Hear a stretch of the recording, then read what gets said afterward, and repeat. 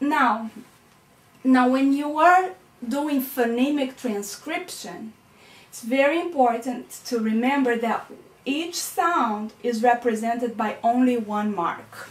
Okay? Now, more definitions in phonology, in the study of phonology. Phonotactics is the linguistic term for possible phoneme combinations. Different languages have different phoneme combinations, okay? So for example, the sound ng, that is usually made by the ing in English, like when you say ring or running, right? Well, that sound only occurs at the end of words in English. Now, in certain languages, it occurs in the beginning of words, like in Vietnamese, for example, that sound occurs in the beginning of words. Now, it's very difficult for an English speaker to produce that sound in the beginning of a word, okay? Same for another example. In Spanish, for example, as you read in your article by Hellman, the author was discussing the fact that Spanish does not have the S sound in the beginning of words. So for example, the name Stella. Stella is very difficult for Spanish speakers to pronounce because that never appears in Spanish in the beginning of a word. So Spanish speakers have a tendency of adding a vowel sound in the beginning to help them pronounce a word like Stella. The way that they end up pronouncing it very often is Estella, right? And I'm sure you have heard Spanish speakers do that with other words as well. Now, pitch. Pitch is also important in distinguishing meaning. It's the use of pitch can modify sentence meaning, and in that case we're talking about intonation, falling intonation or rising intonation. Like for example, a question is different from a statement, right? You live here, or you live here, right? Those are two different types of intonation. Also, tone languages like Chinese, for example, use pitch to modify meaning at the word level. We don't have that in English, but in certain languages, for example, like Chinese, at the word you might have the same word, but if you pronounce that word with a rising pitch or a falling pitch, it will have totally different meanings. Okay. Now another aspect of phonology is related to stress.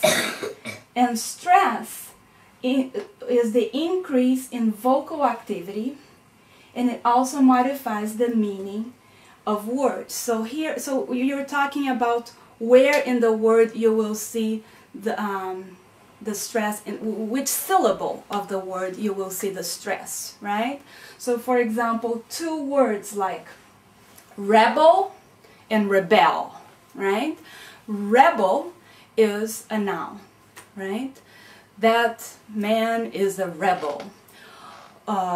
Now rebel becomes a verb then, right? He will rebel against his family, right? So just by putting the stress in a different syllable of the word, we can change the meaning in English and in other languages too, of course. So these are all important concepts in the study of phonology.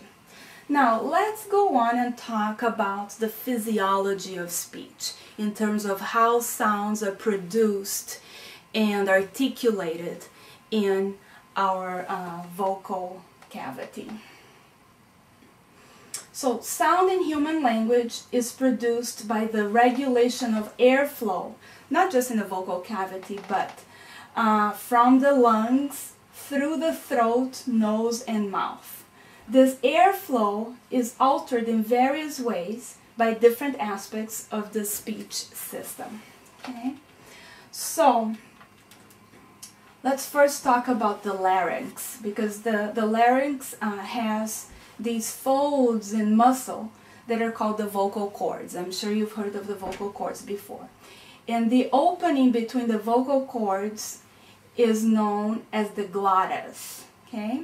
Now these cords, when they are relaxed, the air will flow freely through the glottis, and when they're tensed, the air will vibrate, okay, when it passes through the glottis. And that will create either voiced sounds or voiceless sounds. Okay? Sounds that are produced with the relaxed vocal cords are voiceless sounds. And sounds that are produced with the tensed vocal cords are the voiced sounds. And this is very easy for you to test and to determine whether a sound is voiced or voiceless. All you need to do is put your hands on right on your vocal cords, on your throat area right here, and you can determine whether you can feel the vocal cords vibrating, and that in that case they will be voiced sounds, and if they're not vibrating they will be voiceless. So for example, p and b, okay, pig and big. So just pronouncing the p and the b, you can feel the difference. Let's try to do this together. P, p, p. No vibration. Now let's try the b, b, b, b, b. Lots of vibration, right? So, of course, only consonants are either voiced or voiceless. All the vowels in English are voiced. Okay? So, above the larynx, you have three main areas: the pharynx, the nasal cavity, and the oral cavity. And if you look at this website on your PowerPoint, you will have a really good idea. The website is very good at explaining the anatomy of the vocal tract. Okay, so let's go ahead and talk a little bit about the consonants and vowels in English. And what I would like for you to do is to turn to your, open your books, your Essential Linguistics book by Freeman and Freeman, and please turn to page 61.